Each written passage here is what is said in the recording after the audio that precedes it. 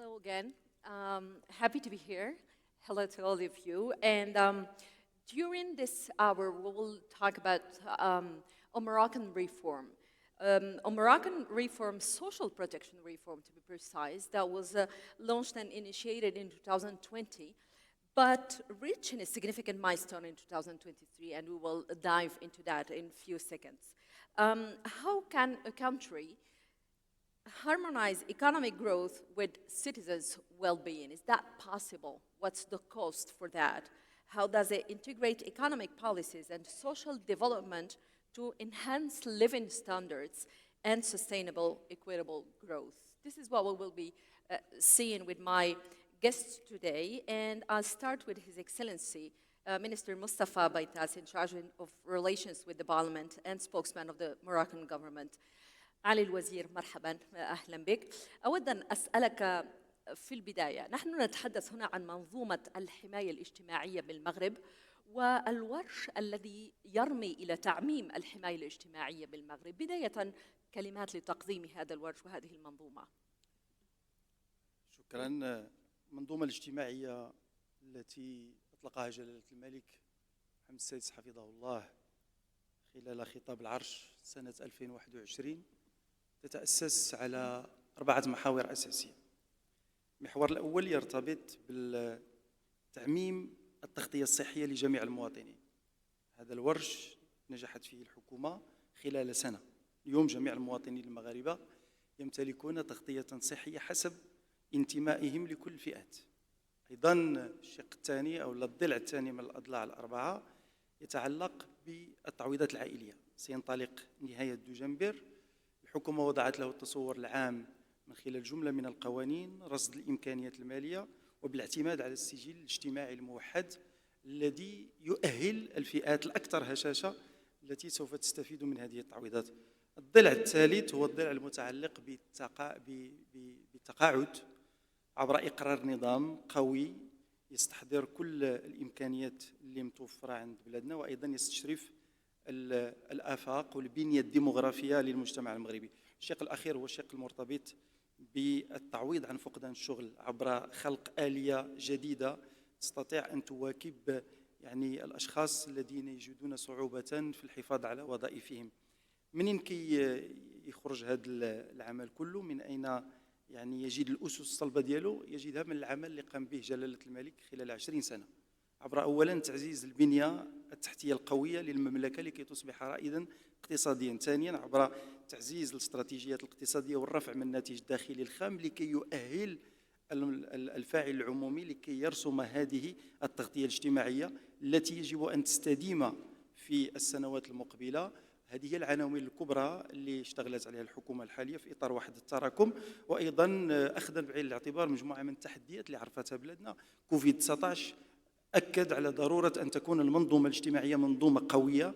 أيضا بعض المحن اللي مرت منها بلادنا بحال الزلزال الأخير ديال الحوز واللي بين مرة أخرى بأن بلادنا تحتاج إلى منظومة اجتماعية قوية، لأن لي زانغريديون العناصر ديال الالتقاء ما بين مختلف الفئات ديال المجتمع موجودة، لكن يجب أن نحافظ على هذا التضامن عبر إقرار هذه القيم ديال التعاضد الاجتماعي، وهذا هو اللي غاديه فيه بلادنا. على مستوى الاستدامه ترصدت له امكانيات طيله السنوات المقبله. الكلفه ديالو فقط التعويضات العائليه الكلفه ديالها هي 29 مليار ديال الدرهم، حوالي 3 المليار ديال الدولار في سنه 2026. الشق المرتبط بالتغطيه الصحيه 10 المليار ديال الدرهم للفئات الاكثر هشاشه. يبقاو الشقين الاخرين اللي غادي يشوفوا واحد المنظومه الاصلاحات كبرى تقوم بها الحكومه تحت الاشراف ديال جلاله الملك. طيب، نتحدث عن النموذج الاجتماعي ونتحدث منذ 2020 عن نموذج تنموي جديد بالمغرب. تحدثت عن الأزمات التي واجهها العالم والمغرب، مثلا جائحة كورونا أو مؤخرا الزلزال، وهناك أوضاع دولية إقليمية بالإضافة إلى كل ما هي أوضاع وطنية. كيف يمكن لهذا المشروع أن يتلائم مع هذه الأوضاع الوطنية الإقليمية والدولية؟ المغرب في تعاطيه مع مختلف المشكلات اللي عرفتها العالم اللي عرفتها البشرية عموما كان دائما يخرج أقوى لاعتبارات كثيرة. أولا نحن دولة أمة، ودولة أمة نمتلك مختلف العناصر ديال الانصهار حول العرش، حول جلالة الملك. أيضا عندنا نظام سياسي مستقر سياسيا، وهذا مهم جدا. عندنا يعني الانتخابات تمر في أوقاتها، تفرز حكومات منتخبة وبرلمانات وجماعات منتخبة. هناك حس عالي ومنسوب عالي جدا من التآزر والتعاضد والتعاون. هذه العناصر كلها خلت المملكة المغربية تكون متفردة في الإصلاحات اللي قامت بها. فمني كناخذوا المسار ديال الإصلاح في بلادنا هذه 20 سنة منذ اعتلاء صاحب الجلالة الملك محمد السادس العرش، كنشوفوا بأن الإصلاحات لا تأتي هكذا عبثا، ولكن هناك مسار استراتيجي لرسم هذه الإصلاحات. انطلقنا أولا بالإنصاف والمصالحة عبر المسح ديال كل ما يمكن أن يشوش على يعني على التجربة الديمقراطية في السنوات الماضية. ثم جاءت التجربة الثانية ديال الإصلاحات الاقتصادية، إصلاح منظومات اجتماعية كالتعليم كالصحة، ربما ما عطاتش النتائج لكن كانت مهمة جدا كبداية من أجل إقرار هذه الإصلاحات الآن العملاقة والتي ستغير ملامح المجتمع. فلذلك هذا المسار ديال الإصلاح هو مسار يسير بتدرج لكن يسير بشكل قوي ومتين. اليوم الامكانيات الماليه ترصدت لهذا الورش. هذا الورش الاقتصادي ايضا يسير بخطى ثابته بالرغم من المشكلات ديال التضخم اللي عرفها العالم، بالرغم من المشكلات ديال قله التساقطات اللي احنا ضحيه ديال الاحتباس حراري ربما لا نساهم فيه، ماشي ربما اكيد لا نساهم فيه لكن نتحمل تبعاته. هذا ايضا ورش اللي خدا امكانيات كبيره من طرف يعني بلادنا، وحنا مستمرين في المجال ديال الاعتماد على الطاقات النظيفه وعلى المياه ديال التحليه وعلى فتح مجالات للفلاحه عبر هذه الاليات الجديده. هذه كلها امكانيات اللي خلات بلادنا انها تواجه مختلف هذه التقلبات وتقر هذه الاصلاحات الاجتماعيه. لكن ما هو اكيد هو ان المغرب كيف ما قلت، المملكه المغربيه هي مملكه امه، هي مملكه تتوفر فيها كل عناصر ديال القيم ديال التضامن والتآزر، وهذه اشياء لا تعطى هكذا بالمجان ولكن اشياء اللي موجوده في الدي ان ديال المغاربه، موجوده في الدي ان ديال النظام السياسي ديال بلادنا، موجوده ايضا في الثقافه الشعبيه اللي متوفره عند جميع المغاربه. فهذه كلها قوى وهذه نقاط ديال القوه اللي يستثمرها المغرب من اجل تعزيز هذا النموذج، المحافظه عليه، وايضا من اجل هذا النموذج ديال القيم انه يتمدد ويكون نموذج رائد ربما لمجموعه من الدول. طيب نحن نتحدث اليوم عن دولة اجتماعية، ما هي آفاق هذه الدولة الاجتماعية التي هذا الورش يعتبر يعني من أهم المكونات لتعزيز ركائزها اليوم؟ الآفاق هو استكمال الحلقات الأربع، بما أننا نحن في مؤتمر ديال لشين الحلقات فيجب أن نستكمل الحلقات الأربع. كملنا الحلقة الأولى ديال التغطية الصحية، نحن الآن في الحلقة الثانية ديال التعويضات العائلية، ثم ستأتي الحلقة الثالثة ديال التقاعد ثم فقدان الشغل. هذه الحلقات الأربع يجب أن تكتمل لأنها هي صمام الأمان للمجتمع، وجميع الطبقات الاجتماعية كيفما كان نوعها داخل هذا الورش تجد نفسها. الطبقات التي كانت مغيبة عن السياسات العمومية خلال السنوات الماضية هي الآن موضوع هذا النقاش. الطبقات المتوسطة أيضا هناك سياسة اجتماعية التي سوف توجه لها، وأيضا هناك موضوع ديال الاستدامة اللي هو مهم جدا، لأنه هذه المرحلة يجب أن نمر إلى مرحلة أخرى وأن نحافظ على هذه المكتسبات خاصة المكتسبات المادية. ما يمكن أن نؤكد عليه هو أن الانخراط في هذا الورش هو انخراط يقوده جلالة الملك، يرعاه جلالة الملك، الحكومة تشتغل عليه بهذا النفس الإصلاحي، لأنه المسيرتين يجب أن يسير بنفس الإيقاع. المسيرة الاقتصادية يجب أن تسير مع المسيرة الاجتماعية. فالآفاق هي كيف يمكن أن نتحكم في عدد المستفيدين اليوم عبر التقليص وعبر أن يشتغل المصعد الاجتماعي، لأنه حتى من كناخذوا يعني العناصر ديال هذا الدعم نجد بأنه في شقه الكبير موجه للأطفال في سن التمدرس ما بين 6 سنوات، هو منذ الولادة لكن إلى 21 سنة. لماذا؟ لكي نحافظ على الأطفال داخل المدرسة، لكي تكافؤ الفرص والإنصاف في المجتمع توفر. الظروف الاجتماعية والمينيموم ديال مواجهة الحياة يجب أن يتوفر. ثم العائلات يجب والأسر المغربية يجب أن تشعر بما أنها هي النواة الصلبة في المجتمع، يجب أن تشعر بأنها عندها قدرة لمواجهة تكاليف الحياة، بأن الدولة تهتم لأمرها، بأنها إذا استثمرت في الأولاد ديالها هذا يمكن يخرجها من الحلقة ديال الفقر، وهذا طبعا عنده عوائد اقتصادية كبيرة جدا. غنحاربوا به الهدر المدرسي الذي يكلف الحكومة اليوم مبالغ طائلة، غادي نحاربوا به أيضا، غادي نرفعوا من الناتج الداخلي الخام، غادي نرفعوا من الطلب الداخلي، الإنصاف وتكافؤ الفرص، الطبقات المتوسطة، المنظومة ديال القيم المجتمعية. فهذا ورش نعول عليه كثيرا، ليس فقط لمعالجة مشكلات اجتماعية، ولكن لمعالجة مشكلات اجتماعية اقتصادية ثقافية، وأيضا لمحاربة كل مظاهر الإقصاء التي يمكن أن تكون في المجتمع. شكرا جزيلا لك معالي الوزير. شكرا لك. Honorable Baroness Saida Warsi, you're a member of the House of Lords of the United Kingdom. I would like to continue actually this discussion with you, talking about the Moroccan reform, but also placing it maybe in a global map. So we've talked about cash transfers a lot after the pandemic, after the COVID pandemic, because it was the tool and the first one maybe to combat the economic impact of the coronavirus crisis. Reminding us actually of that sustainable development can't be reached without having social values in the center of any project. Are you okay with that? Yeah. Thank you very much. And I think following on from what the Minister has said, I think it is so important when we're talking about economic growth, which is what this conference is speaking about, that we do so by placing it in the context of where that is taking place. And therefore, social imperatives, the reason why that economic growth is taking place against the backdrop of what the state is trying to achieve for its communities. So whether that is about making sure that the gap between the rich and the poor is closed, whether that's ensuring that our children, infants at a young age, are properly nourished, whether that's about trying to ensure that more of our children are at school, or we're creating a climate where women are able to work. And so I think the social imperative is important, but often, and for somebody who's served inside government, the challenge always is, how do we tax and how do we spend? And making a calculation at any time, depending on your nation's need, as to where that balance is struck.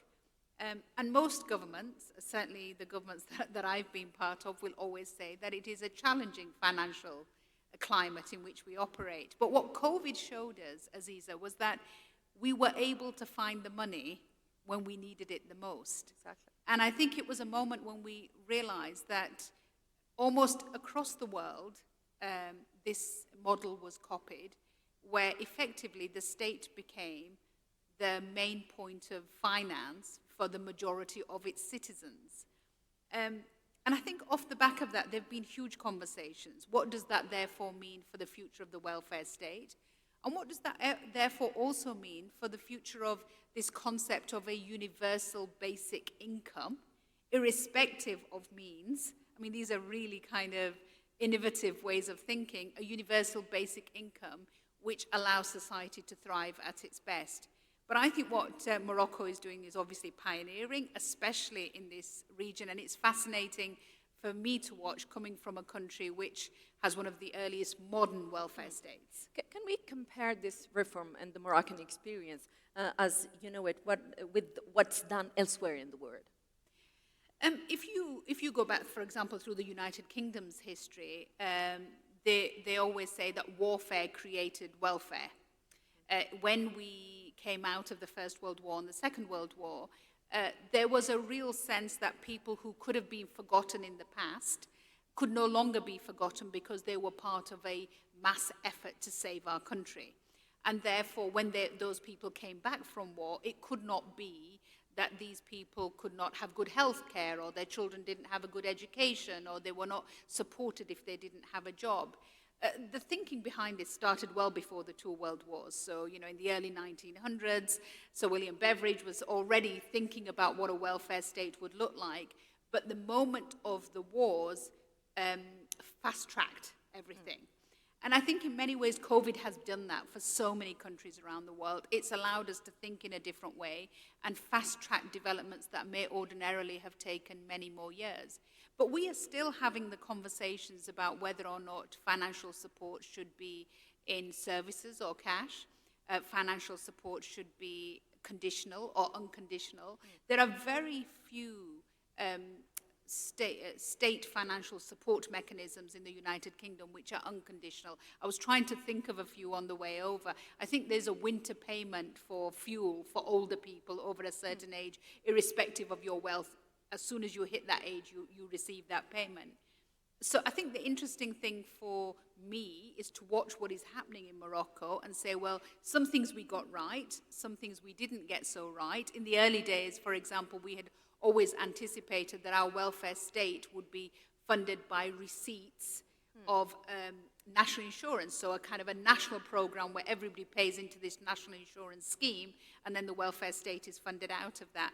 And increasingly, we found that simply doesn't balance. So I think I think there are some good lessons to learn from the UK, but I think there are also mistakes that we made, which hopefully you won't fall into. Does that mean that there are good lessons to learn from Africa as well? I think definitely the biggest lesson to learn, and if I can for a moment, have that special moment again during the World Cup last year, when Morocco was playing phenomenally well. I think you had so many supporters in the United Kingdom at that time. We were all the Moroccan team for a while. And for me, what was fascinating was not just that it was great football, but every time they scored, every time they achieved, the mums were in the stands, right? The concept of family being such an intrinsic part of the team. The team wasn't just the team on the pitch, the team was the whole team. It was the families, it was the people at home. And I think one of the things that we can learn, so often what we are doing in the United Kingdom is the welfare state is stepping in when families have failed. Do you have any examples of this welfare notion in the UK and how it impacts different communities? So we have a program at the moment which specifically recognizes that development in the country has been predominantly in the urban areas, that in some of the regions the development hasn't been the same, and that has led to resentment and almost a division amongst sections within our society. And so we have started to now look at ways in which both economic development and welfare support is done through the lens of what we call leveling up, bringing everybody to a stage where there is a leveling up of growth, opportunities, and support. Thank you very much. Thank you. I'll turn to Mr. Alexander Khatib, founder of Multipolarity Report. So we will go back together to this Moroccan reform. You've worked on the social protection reform in Morocco. What could you add, first of all, to what's been said about it? Thank you very much for inviting me to this very interesting panel. I think there's been much has been said about this reform in general, and you can read about it in details in the press and in different sources. But I think what is important to emphasize is to replace this reform in the big picture. And what is the big picture for Morocco? It is the transition that has been ongoing for 20 years, as the minister said before, to this new level of development and to a country basically that provides welfare and economic opportunities for every citizen. And this is something that other countries across history have known before, including the United Kingdom, as was mentioned by Her Excellency Baroness Warsi. But the real interesting fact about Morocco is that it is compressing this history of about 50 years, or in sometimes about a century in other countries, especially in the developed world. It is trying to compress it in about one generation. And this is quite extraordinary by many standards of economic development. I think Professor Adil Malik will also talk about that. But for me, this is the most interesting part of it. And the articulation between the growth supporting policies and the welfare supporting policies, the social policies, are actually obvious. But they were not really obvious before, because the focus was really on growth, as was said, to build the foundations of development. But the real innovation, the transition to this new development model, is the recognition that social welfare is not in contradiction with economic development. Yeah. Actually, it is the foundation of economic development. And this has been the case in Europe, for example, from the 19th century onwards. And this is something that we observe now in countries like Morocco, because the mutualization of social risks enables people to take more risks, more individual risks, and to develop more opportunities and to create more opportunities. The other challenge that I wanted to emphasize is the financial challenge, because obviously every country faces constraints, including fiscal constraints and financing constraints. And the magnitude of this new program, especially the family allowances, which as has been said by the minister, will represent around $3 billion in a few years from now. And if we add the other programs, we are about $5 billion maybe with all other social policies, social assistance policies. Then you can imagine the magnitude of this social transfer, which can only be justified if there is a thinking first that it contributes to social justice, which is, I think, underlying the King's vision in this regard, and also to economic efficiency, because it will increase labor productivity and it will increase the country's growth potential going forward. When we talk about cash transfers, when we talk about welfare nation, the first question to come to mind, and we've been seeing that before, is where is the money and where does it come from? Do you see that as we're looking for money and maybe one day we will not have enough money, or do you see it as an investment actually that will help the economic growth? Well, actually, if you want to find the resources, you will find them.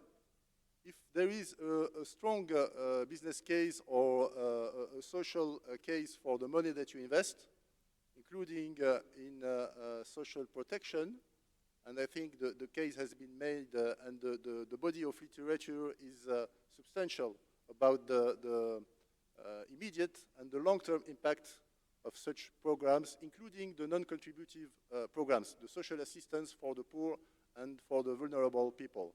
So if you really want to find the resources, and I think that there are many DFIs in this forum, and I think they should be more interested actually to this topic, because this is at the core, I believe, of their mandate as well. But I think this is, if you want to find the resources, you will find them. Because you have a lot of resources that are actually inefficiently spent, and you can rationalize them. I think this is something we have looked when we looked at this reform, to rationalize all the existing social programs that were kind of tits and tats, and they were going all over. But we tried to put this all in a consistent new vision that is actually the King's vision, and to implement this vision in the most efficient and equitable way going forward. We've been talking today, and it's going to be the same thing for the few coming days, about the ambitious targets for growth and development in Africa. So if I'm taking this experience from Morocco, do you think it can inspire other nations and other countries to benefit to their population? Yes, I think it can inspire many countries, because this experience can set a precedent in a country, in a continent, where the primary focus has been on growth, on the development of the private sector for decades, and the social dimension has been, so to say, lost in translation since the adjustment programs of the 1980s, 1990s. I think the focus, going back to the core functions of the state, to provide security and including social security to its citizens, and to provide the foundation for this economic development, I think it is a very welcome direction. And Morocco sets this direction for the continent, and I think that there will be emulation, and there will be other experiences which we will watch over the coming years. And by the way, when we worked on this reform, we also obviously looked at all the experiences all over the world in terms of developing social protection and the social assistance program and cash transfers in particular, especially the Latin American experience, which is the gold standard in this kind of reforms. Everyone knows Bolsa Familia in Brazil or the Mexican program Progresa Oportunidades. And we also looked at other experiences, including in the MENA region, Egypt, for example, with the Takaful and Karama program, and going as far as to Southeast Asia with the Indonesian experience, which actually deployed the world's largest conditional cash transfer program. So according to you, there is a direct impact of this welfare state notion and programs and money transferred on the economic and social development at the same time in a country, but also in the continent. Yes, definitely. I think the case for that has been made many times. We are not no more, trying to brainstorm about that. The brainstorming part has been done, including by Nobel Prize economists such as Esther Duflo, for example, who wrote extensively about that and about the articulation, the links, the nexus between the poverty fighting programs and the economic development incentives for the concerned countries. Thank you very much. Thank you, Alexander Khatib. Professor Adil Malik, hi again, you're Professor of Development Economics at Oxford University. In a political economy perspective, how do you describe the shifts in Morocco's social welfare regime for the last years? I would consider it as quite transformative because when we think about any political and social order, it's very important to have a social welfare regime that creates legitimacy for whoever is ruling. Now, in the Arab world, typically this was done by distributing, creating employment in the public sector, distributing fuel and food subsidies, which were untargeted. Anybody could get it. The poor benefit disproportionately less than the rich. And the problems with this particular form of distribution was that once you create a structure, it is set in stone. We typically describe this as path dependency. You are very attuned to doing things in a particular way, and you continue doing it that way. There are entrenched interest groups who would benefit from continuing that model. So I think this whole shift towards direct cash transfers, and I must say that even before COVID, Morocco was treating social protection as an essential plank of government policy. In large parts of the world, social protection is an afterthought.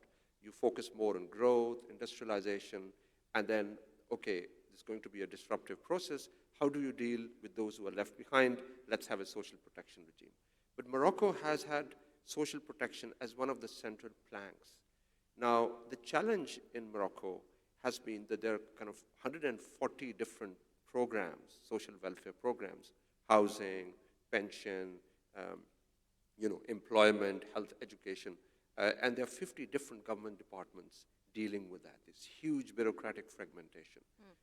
So this shift towards a more targeted social welfare regime, in a sense, is a way to harmonize and coordinate various parts of the government. Now, this is important for several reasons. In many other monarchies across the Arab world, whether it's the UAE, Bahrain, Saudi, Oman, they have tried to do similar things, and they've had, very lofty objectives, but the progress has been slow. Now, I understand even in Morocco, these are very early days, but I think the signs are very promising. And I think in a sense, this fits with the larger political economy reality of not just the Arab world, but Africa, large parts of developing countries, where there's a seething middle-class discontent. And unless you address that middle-class content and protect the vulnerable, it's very hard to create social stability. Do you feel that in Morocco and in the continent, globally, did the pandemic, just like what the Honorable Baroness said, COVID fast-tracked everything, actually? So maybe if there is any other, but a positive impact was that we took less time to do things that could have taken a longer time. Definitely, I would agree with that, because in a way, COVID exposed the reality of new social welfare, where typically we used to do things through government departments, through personal contact. Now you need to make a direct approach to the citizen. And in a way, this shift is as transformative as the shift way back in time when the state sort of organized postal services, telephone, telecom, right? All those things reached the far corners of the country, and the state was able to establish contact with people in the peripheries and on the margins. So in a way, this is a really interesting experiment in enhancing state capacity, because the state has huge knowledge now about individuals, what they're spending, where they're located. You could do all sorts of metrics. Now, it comes with different challenges about who controls the data. Yeah, but you could do wonderful things with it. Yeah, I wanted to ask you about those challenges. You're talking about transformative shift today, but what could it face as a challenge here in Morocco? So I think one particular challenge in Morocco, we have to understand it's not just a Moroccan challenge, it's a global challenge. That when we think about social welfare, we often think of it in positive terms. Every reform has distributional consequences in the sense that there are certain groups who are benefiting from the perpetuation of the old system. They're going to lose. All the bureaucrats who are typically, and organizations that are typically in charge of delivering social services will lose out, because you would undercut bureaucratic intermediaries. You should also remember that social welfare in large parts of the developing world, but particularly in the Middle East, is not just a welfare for the poor, it's also the welfare for the rich.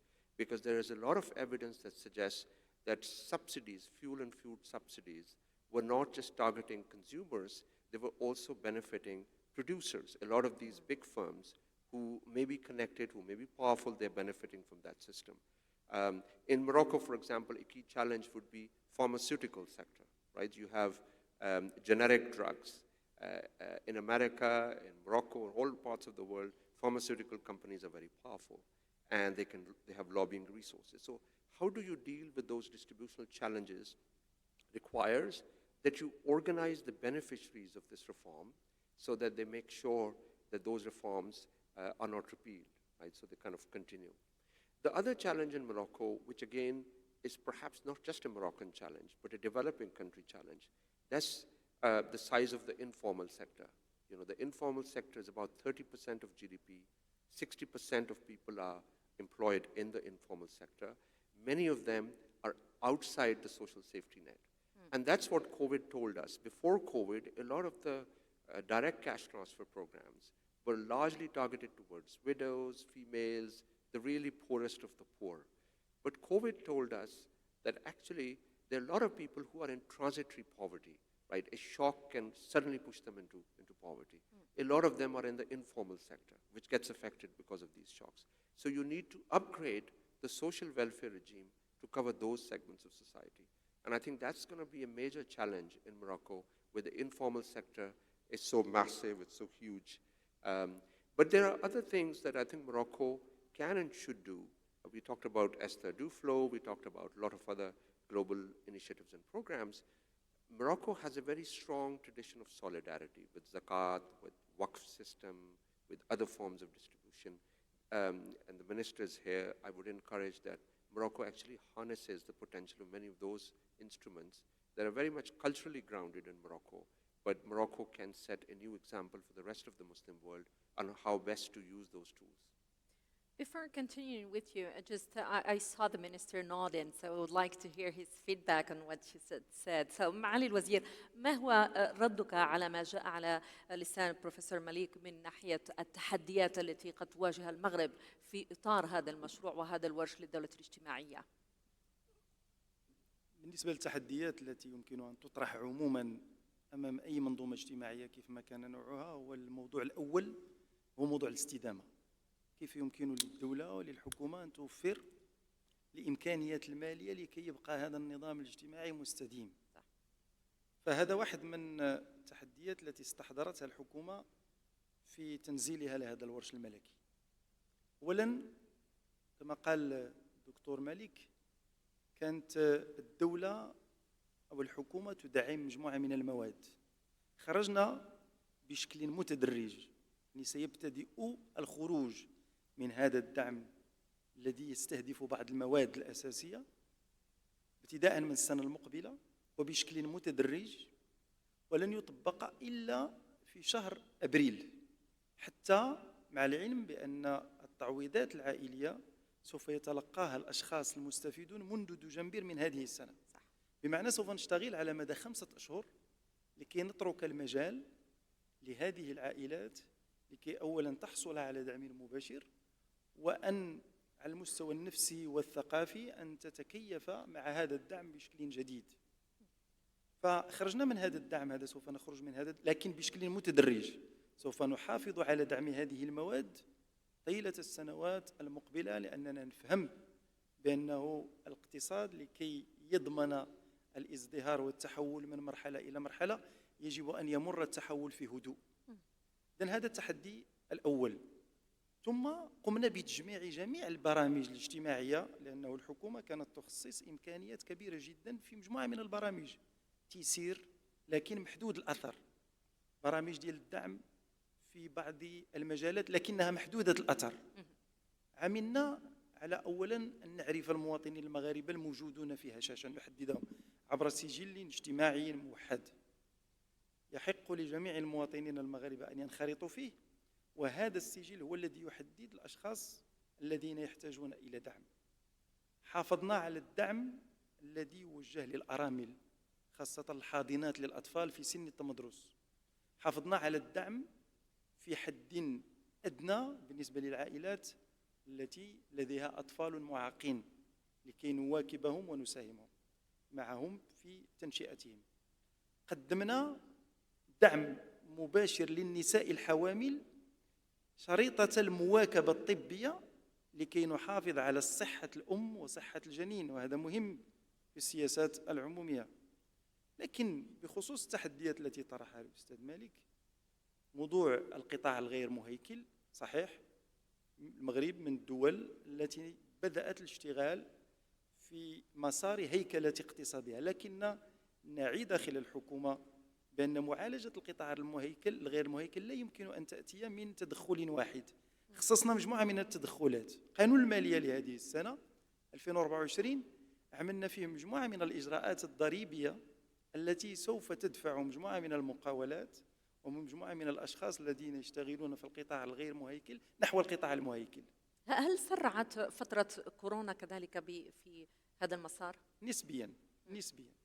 موضوع الحماية الاجتماعية أيضا في شقه المرتبط بالتغطية الصحية، هذه القطاعات التي كانت في القطاع الغير مهيكل اليوم انخرطت داخل النظام المهيكل وبدأت تدريجيا تنخرط في المجال الاقتصاد المهيكل، بالإضافة إلى السياسات التحفيزية لفائدة هؤلاء الصناع التقليديون والمهن الحرة ومجموعة من القطاعات التي كانت تشتغل في القطاع الغير مهيكل لكي تندمج في القطاع المهيكل. القطاع الدوائي والذي تكلم عليه والذي يعتبر واحد من التحديات العالمية المطروحة جميعا أمام الدول، الحكومة هذه سنتين وهي تشتغل على منظومة جديدة للمنظومة الصحية تتأسس حول جهوية كاملة للقطاع الصحي. اليوم جميع جهات المملكة هذه السنة سوف تصبح تتوفر على مستشفيات جامعية، على كليات لتكوين الأطباء والممرضين، وأيضا على مؤسسة وطنية كبرى تهتم بالسياسة الدوائية. وهنا سوف يتم العمل على تعزيز هذه الجانب المرتبط بالدواء الجنيس، لأننا نعرف أيضا لأن هذا الدواء الجنيس سوف يتدخل في استدامة صناديق الحماية الاجتماعية، لأننا نعرف بأن تكلفة الدواء هي الأخرى يجب أن نتحكم فيها في المستقبل لكي نضمن الاستدامة. إذن هذه التحديات التي تحدث عنها دكتور مالك الحكومة تعي بها وتضعها وفق استراتيجيات واضحة للاشتغال عليها في المدى القريب جدا. شكرا لك معالي الوزير. Professor Malik, I'll get back to you just to ask you, because beyond the Moroccan way and the Moroccan reform we're talking about today, the title of our panel is Balancing Economic Growth and Social Imperatives. So I would like to ask you, can we have it all? Can those two things come together, or is it like a challenge to have both the economic growth and put the social imperatives in the center of it?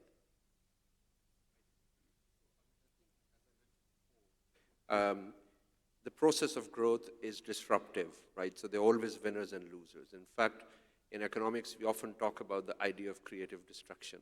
You know, when you want to have a strong manufacturing sector, strong process of growth. It's going to make certain activities obsolete, as the world of AI now is telling us as well. So at that point, you clearly need some support to transition. But in many developing countries, social protection is sometimes a substitute for lack of reform. Because if the overall process of growth is inequitable, if it's unjust, then you say, okay, we are not going to change the main system of growth, we are not going to fix the economy or the larger structures, but we will give you some charity.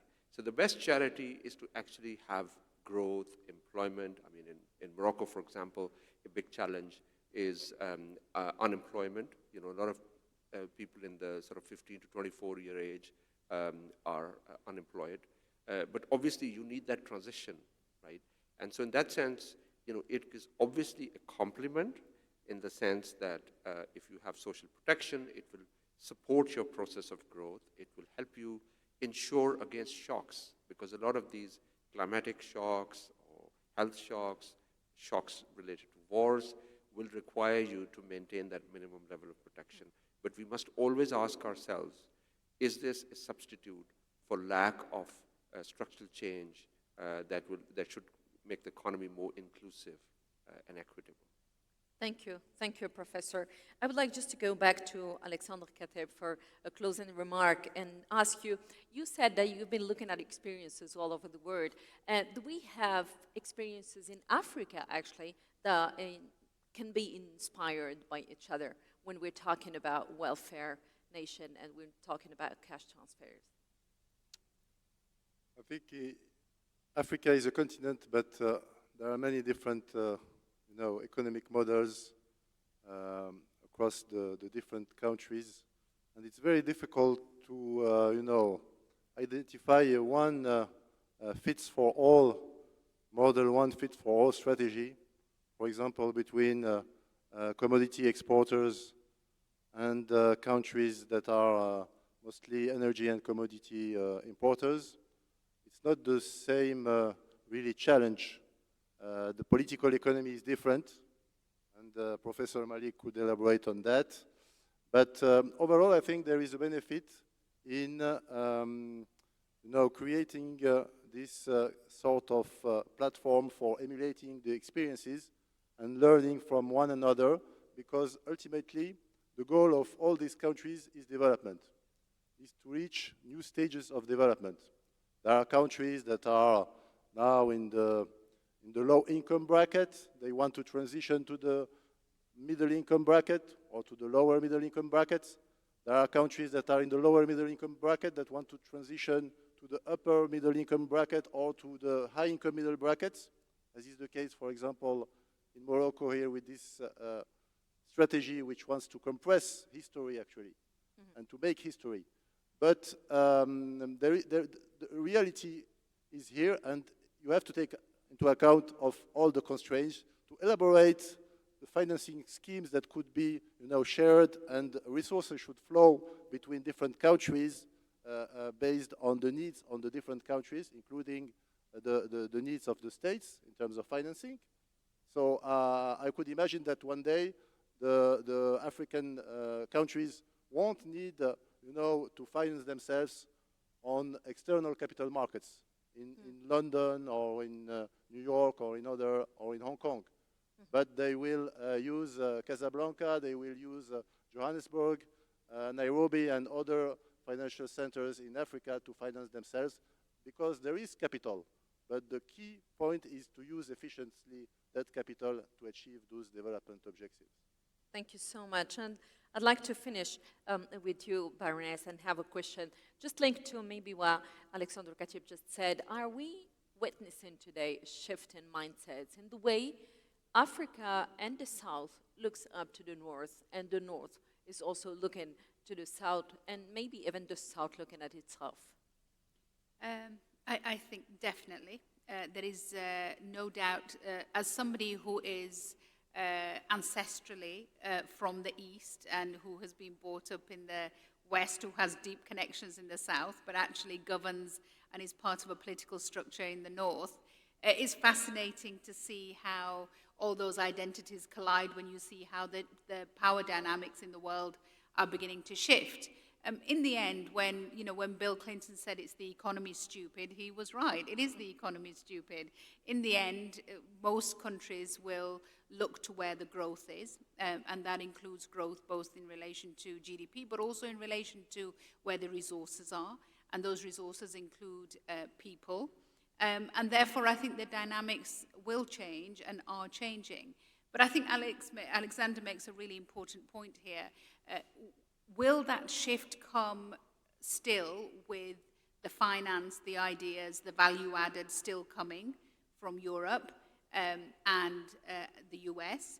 Or will that shift of capital, ideas, and value added be done in-house? We were having a really fascinating conversation earlier about where cocoa was produced and who are known as the chocolatiers in the world. And specifically, we were talking about quite huge chocolate factories, which I grew up very near to, with Cadbury and Rowntree. And I think when we were talking about value added, we were saying that it's not just about the fact that the finance and the money and the returns are there in the value added, but the fact that something that is intrinsically African is associated with success in Europe. So I do think that the economies are changing. You can see that in the way in which globally the groupings around the world are starting to change. Many of the top tables that traditionally the UK would always be a part of, increasingly we're finding our space around that table much more squeezed.